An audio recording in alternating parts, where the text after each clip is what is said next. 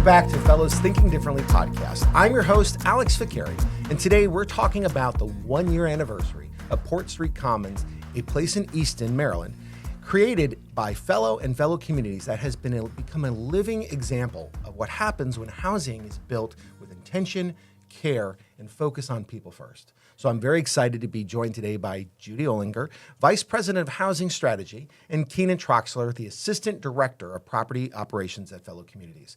Together, they have been key to bringing Port Street Commons to life and guiding its first year. Judi and Keenan, thank you very much for joining us today. Thank you. Thank you. Well, you know how the show goes. I think you've watched a couple episodes. Yes. So the first question I have to ask you both is, why is it so important for us to think differently here at Fello? And specifically, how do you do it every day? Absolutely. Well, thanks for having us, Alex. My pleasure. So with that being said, thinking differently, I think that is a major focal point for us here at Fello Communities, and I think that way of thinking is what truly drives our mission. As you know, or hopefully as everyone knows, there's a housing crisis in this state, and there's certainly one in this country. So with that being said, we as an organization here at Fello Communities, we have to think differently. How do we better provide opportunities for housing for members of the community? So with that being said, we do that in a couple different ways. So I'm not sure if you know the term missing middle housing, which pretty much talks about duplexes, quadplexes, triplexes, so to speak. The type of housing you don't traditionally see anymore. So with that being said, we have a wide portfolio of homes that cater to the missing middle housing in order for us to create more housing opportunities for members of the community. And even at a development standpoint, we go into community, we speak with the local leaders, we all have a sit down and just figure out different ways in which how we can better serve the community and provide housing opportunities as well. Okay. And what about you, Judi? I think I agree with everything that Keenan said, but I think for me, when you think about housing, oftentimes developers are thinking about the bricks and mortar and the financial return. And not that we don't think about money, but we really think about the people, and we think about the community, and we think about the quality of the housing. And all three of those come together to create this incredible environment for people and to meet that basic need. So I think that's why we think differently, because we think about all of it together. That's great. Yeah. So now that we're and that's fantastic. But now that we're the first year, right? And Yeah. again, congratulations on your first year. Thank you. So with that behind us now, I would say, how are you feeling about things? Did they turn out the way you expected, better than you hoped? Tell me. Oh, it is. I had high expectations, but they even exceeded that. And I think that seeing the community come together as a whole has been and the impact on the individual people, both of those things have exceeded my expectations. Yeah. Oh, that's great. What about you, Keenan? Absolutely, and I'm in total agreement with Judi. It has been an amazing experience. It certainly has surpassed our expectations, and honestly, it is surreal that we are here right now. I remember this time last year, we were just finishing up the Port Street lottery. We were reaching out to the applicants who won, and then we were gathering their information, offering them one-year lease terms, and then soon after that, we were moving them in. So it's been absolutely an amazing experience being able to usher in new affordable housing within the Easton, Maryland area as well. It's truly been a blessing. And it's just been amazing just to see the faces of these families as soon as they walk into their new homes. And we've had a lot of heartfelt stories. I hope we'll be able to delve in a little more today. Yeah, absolutely. Well, I mean, that must seem super rewarding. I mean, to get that call through that lottery, you won, wow. Yes. Absolutely. That's awesome. So let's help for people who are listeners or watching. Tell us a little bit about exactly what is Port Street Commons, if they're not familiar. Okay, absolutely. So, Alex, Port Street Common is a multi-use building complex that consists of community hub space for both employees of Fello as well as for members of the surrounding community. It is an office space for Fello Easton. That is our Easton headquarters for Fello. Okay. And it also includes 9 affordable units. These units are very lavish. We say affordable housing, and with the mindset of when we created these spaces, you cannot tell these are affordable units if they were market units. I mean, some of the units look better than my apartment, so to speak. But with that being said, there are 2 to 3 bedrooms. Units. We do have 2 units that are designated to be ADA compliant. They're on the first floor. Okay, and great. we also have 1 unit that's particularly set aside for Talbot Interfaith Shelter. That is a community-based organization within Easton that helps provide services and transition people who recently went through homelessness. Oh, really? Wow. Okay, fantastic. Yeah. Fantastic. Okay, great. And so, it's interesting. I like that the fact that you brought up affordable housing. And so, what does it mean to say affordable housing, especially Sports Street Common? Because I think there's generally a negative connotation with affordable housing. Can we talk about how it's different there a little bit more? Absolutely. And that's one thing that we, us here at Fellow Communities, that we want to absolutely shed that notion. Just because we have units that are catered to affordable housing does not mean that they're going to be any less superior than you would from your traditional market homes. When we categorize affordable housing, we pretty much mean that our units are tailored towards people who make 65% AMI, which is known as area median income. Excellent. Area median income refers to the total amount of income in which a household receives. Okay. So all of our tenants who live in Port Street fits within that parameter, and I think we can speak to that many of the families there, like they're just normal people who've just been trying to find opportunity. That's because, like I said, it's not a lot of opportunity out there to find housing. So we've been trying to cater to that demographic. That's fantastic. Yeah. All right, great. So now we're talking about, if you think about the misconceptions that people typically have, there's so much effort that you put in there with housing. I guess there's also something I've heard used, and I would like you to, Judi, maybe you could start off by talking a little bit about, I've heard the phrase, my goal is to be the best landlord ever. Right? and so can you maybe talk about that? Because, and what does it look like when you actually practice that and put it into, executing something like that, the goal? So when I think about the term best landlord ever, it means that we're meeting the needs of everybody, not just the tenant, not just the bricks and mortar, and not just the community. It's all of it combined. And so do we respond to the tenant within a certain period of time? I think back to when I first started and we hired a bunch of maintenance techs, and we were sitting there and we were talking about what does it mean that we're successful? And they said, one of the guys looked up and said, when we change people's lives. Yeah. And I think that's what we're talking about, is the impact that we leave behind. Wow. Yeah. That's great. Keenan, do you have anything to add to that? Yeah, just to add to what Judi was saying, total agreement. And I will say, with us at Fellow Communities, we certainly do want to strive to be the best landlords ever, the best property management company of all time. We do want to offer the premier tenant services and experience for all of our tenants who live in our properties, and also rents out our commercial spaces as well. I could certainly attest that the team in which we have, every single avenue, every single member of our team, they truly do think with their heart. I mean, we have from our maintenance technicians to our director of property management, our senior vice president, even to our CEO. Everyone thinks differently. Right. Everyone thinks differently, and they also, most importantly, thinks with their heart and how they can better serve the community. Okay, that's great. So, and to kind of bring that together, for me, Port Street Commons with its first year of success, I've heard the effort that goes into the maintenance, the structure, the people first concept, and obviously the level of effort. It sounds like it's this beautiful, safe place for people to really live, enjoy their lives, and whether they're commercial or, leasing spaces or, living there. I guess to make all of that happen, right? There's a whole behind the scenes effort that goes into making that happen. Can you maybe speak a little bit about how, what sets Fellow Communities apart when you're trying to make that all come together? I mean, I'm sure there's a great amount of planning and collaboration and communication. So, all that build up, you can talk a little bit about it. So I think it starts before we even start designing anything. We start with, what does that community need? What does that community want?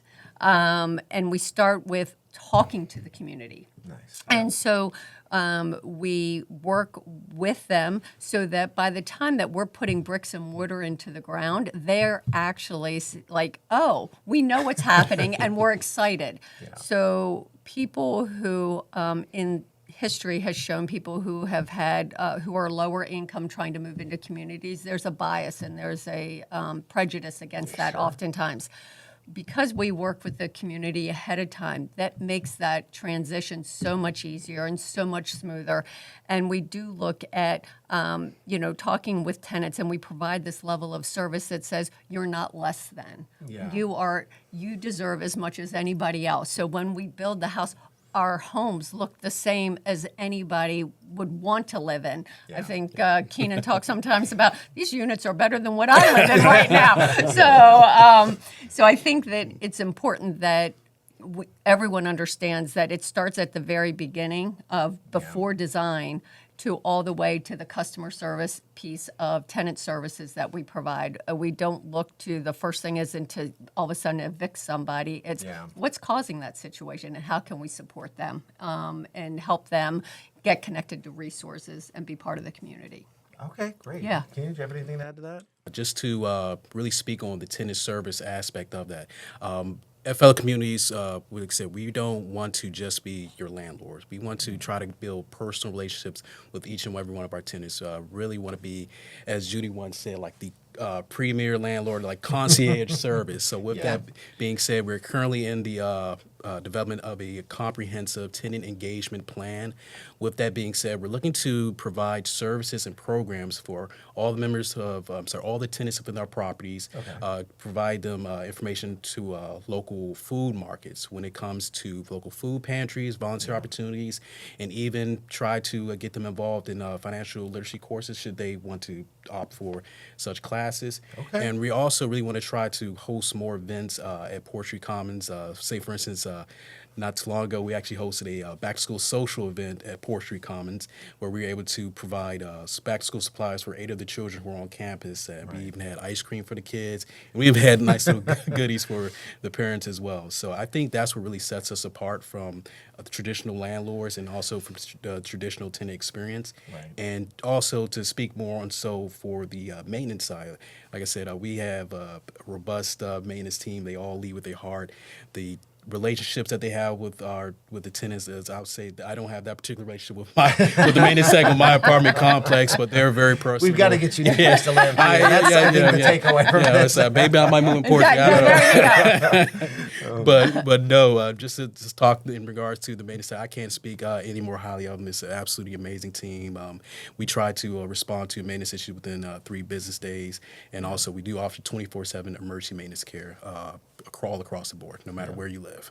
Well, I get a real sense of, and I love the idea of this community, the connection, like going, from the planning stages, involving everybody, and it really gives, there's a lot of dignity in what you're doing, and giving people that. It's important. It's important for their spirit, their mind. That's fantastic. So Keenan, I'm curious. Could you we'll start with you, and then Judi, I'd like to hear from you as well. But you maybe share a story of, the outcome and the impact that our fellow communities have had in giving people dignity, giving them, this new lease on life, if you will. Absolutely. And I think I'll go back to the Porch Lottery. So back in September of 2024, we had a lottery system for Porch Commons. Okay. Within the first 24 hours, we yielded 200 applicants. And mind you, they're vying for 9 units. So I think that speaks to the housing crisis in which we are all facing right now. And at the end of the 2-week period, when we were accepting applications, we ended up, I want to say, between 265 to 270 applicants. Wow. After that, we put those names to a random generator and be able to call and reach out to families who won. I remember first person on the list I was able to call. We met her at our former Easton office, which was on Hanson Street in Easton, Maryland. I remember seeing her husband, and she had her little one with her as well. So luckily we had snacks and candy for her while we were speaking with her parents in regards to trying to get the application filled out, get their information. After that, me and Judi, we both reviewed their application, went over the income information. They qualified for the unit, and I had the amazing pleasure of giving her a call. And mind you, like I say, it was a phone call, but just talking to her and just saying, "Hey, you won. We would love to offer you a 1-year lease term at Porch Commons," and just. And it was actually surreal because you could hear the tears of joy over the phone. Wow. And with that being said, it truly it brought me extreme joy to be able to provide her with this opportunity, because like that's what it is at the end of the day. We're providing opportunity and a fresh start and that new lease on life for many of our tenants. And I remember she just said that God is good, and the only thing I can say is like I'm in absolute agreement with you. That's fantastic. And I Judi, think, what about you? I'll add to that story because there's a little bit more, and then I'll talk about another tenant, actually. So to add to that story, I had never met the woman that Keenan was talking about. But the day that all the tenants were moving in, we had maintenance staff down there helping people unload their cars and trucks and moving vans and all of this stuff. And this woman walks in, the woman he's referring to. I'd never met her. She runs up to me, hugs me, and said, "I'm finally home." And I mean, like, you can't make that kind of stuff up. It's just, it was so heartwarming. And there was another young woman who was a single mom who had a young daughter, and she was living with her family, and so she's moving in, and her mother's with her, and both the pride that they had, like her little girl was moving out on her own, she was getting her own place. Mom was not going to be too far away. Yeah, sure. Mom was There you going to go. keep an eye on things, but she was definitely, it was just this very heartwarming, like she got the opportunity to be able to start her life, and I think that's what every single tenant that moved in there, that they had some kind of story like that. And let me just add to that. When people walk into our units for the very first time and they see the quality in which they're built, they are stunned and they can't believe it. They sit there and we have 42-inch cabinets. We have granite countertops. We have beautiful flooring.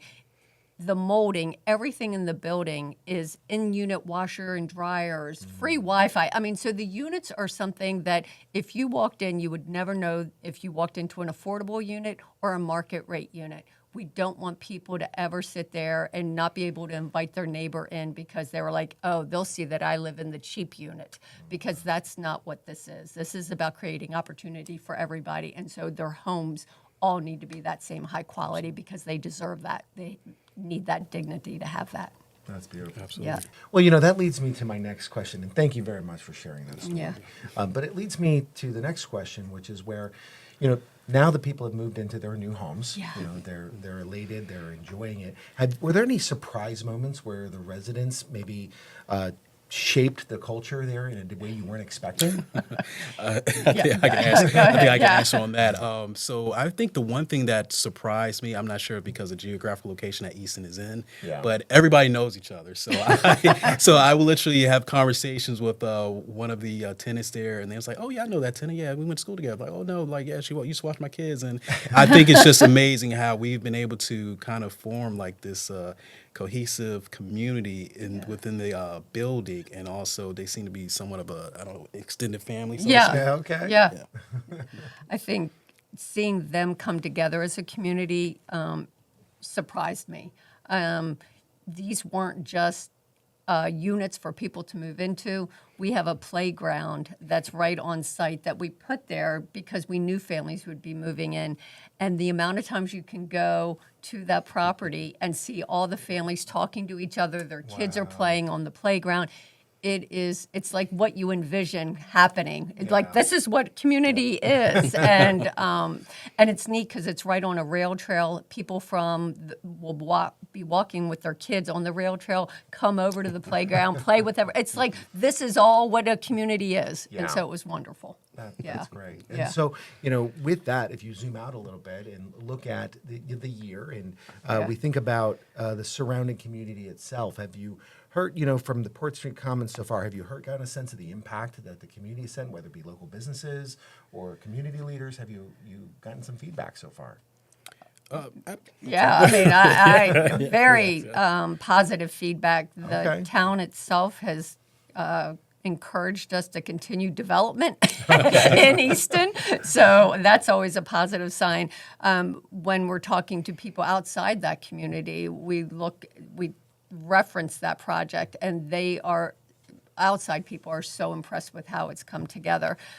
Local businesses, they come in and use our space. So nonprofits can use our space for free.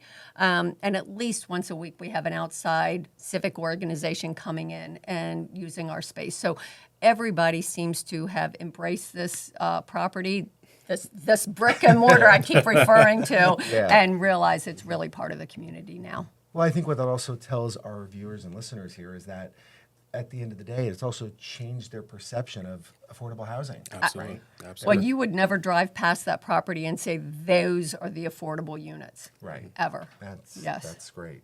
All right. So how does this success of Port Street Commons really speak to thinking differently about what is possible for the future? I mean, has it inspired new thoughts, new perspectives on what's possible for you guys?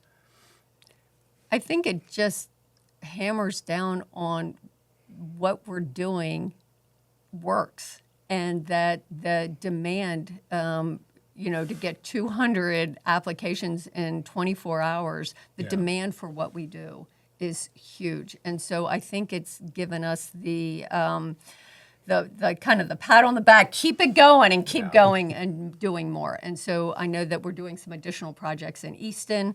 Right now we've got a 9 or 7 unit apartment building being built. Some of those will be affordable units also. We have townhomes being built, and then we've got a huge project going on called Easton Crossing. That is going to be a large project, including mixed use, a lot of green space, so retail and apartments, and it'll be beautiful. Yes. Okay, great. So what's been the biggest lesson you've learned from year one that you want to carry into year two? I would say that the biggest lesson that we've learned after the 1 year anniversary of Port Street is that our job is certainly not finished. Yes. Like I said, as Judi said, we had 200 applicants in 24 hours for 9 units. I constantly get calls from members of the community just asking, hey, do you have any units available? What are the future projects looking like? How do I qualify for these units? So the job is certainly not done, and we are, like as Judi mentioned, we have many different projects in the pipeline as well. Okay, that's great. So hopefully next time we can talk about 90 or 900 units, right? You keep expanding. Absolutely. Keenan's like, no, shush. So with this, I mean, so where are we going next? We've seen the success, we're experiencing it, we know the community loves it. So where are we going? Well, so we have a lot of development in Easton as well. As Judi mentioned, we have the Lar House, which is going to be located on August Street, right in the heart of Easton. That's going to be seven units, 2-bedroom apartments. 2 will be set aside for affordable housing, and we also will have 1 unit set aside once again for a Talbot Interfaith Shelter. We do have Silo Court. That's going to be 28 townhomes that will be that we've recently just began to break ground on. Those are going to be opening up in 7 different phases, and then after that we have Easton Crossing. The big project. The big That's project. It's great. going to be an amazing endeavor, to say the least. So somebody's listening today. I mean, all these great things, and they're feeling inspired, whether it be a community neighbor or a community leader. So if somebody wants to get involved or support this project, where do they begin? Absolutely. So first thing they can do is visit our website. They go to www.fellowcommunities.org. They can see our mission statement. They can see pictures of our wide portfolio of homes, both affordable, market, and homes that we have set aside designated for people who receive service through Fellow. And also you'll be able to see any of our upcoming leasing opportunities that we might have. Okay, great. And well, I think we have to let them know that there's at least 1 unit reserved for Keenan. Evidently, we have to worry about that. But otherwise, there's new opportunities coming. Well, Keenan, Judi, I want to thank you very much for both being on the show today and sharing this with us and some of these amazing stories. I think it's what fuels our spirit and our mission here, what we're doing at Fellow. So thank you very much in Fellow Communities. And so, and to all of our listeners, we definitely want to thank you so much for tuning in again as we continue to talk with our community leaders and how we think differently here at Fellow. So I'm Alex Ficari, your host, and look forward to seeing you next time.